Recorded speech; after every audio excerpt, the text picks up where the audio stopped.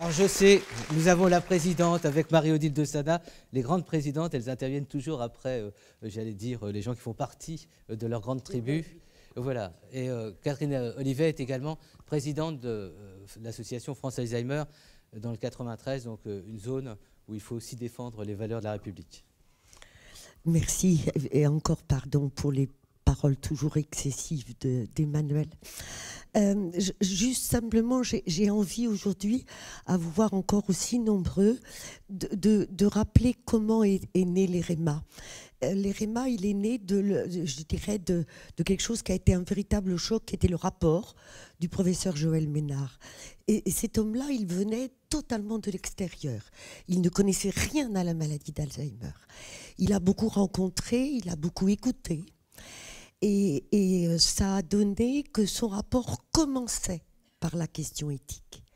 C'est-à-dire que cet homme qui ne connaissait rien à notre monde Alzheimer a été frappé d'emblée par l'importance du sens que pouvait apporter cette maladie, au-delà des malades eux-mêmes, de leurs proches, des professionnels qui s'en occupent, mais du sens que ça apportait aux politiques et à la société tout entière.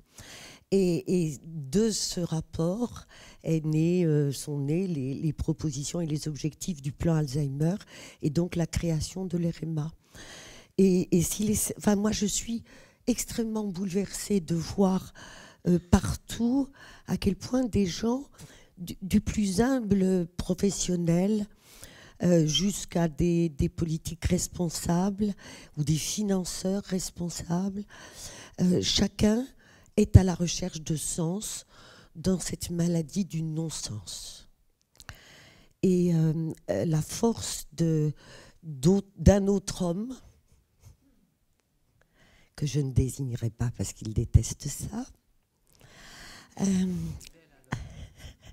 a fait que lui aussi, qui ne venait pas du tout de ce monde-là, a immédiatement perçu, bien avant tout le monde, à quel point tout ce que nous pouvions faire pour creuser toujours un peu plus le sillon de l'engagement et de l'engagement dans du sens serait mis au service pas seulement des malades d'Alzheimer, mais comme il l'a dit, de tous les enjeux de la santé de l'homme vulnérable, de l'homme fragile, quelle que soit la cause de sa vulnérabilité, de sa fragilité.